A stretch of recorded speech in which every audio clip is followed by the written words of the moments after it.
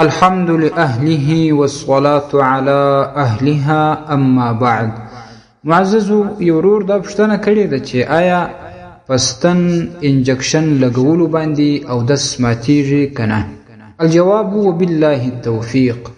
محترمو، په انجکشن یا ستن لګولو باندې او دس نه ماتیږي، لیکن کچيري په دغه ستن کې لږوینه راکش کی لکه د رګ ستنه چې لګوي، یا دا چې ستنه په غوښه کې ولګي چې کله د ستن راوباسي هغه ځای وینه وکړي، د هغه ځای نه وینه راووځي، دغه وینه که څه هم بهېدلې نه وي خو چې د هغه ځای څخه راووځي په دې باندې اودس بیا ماتیږي.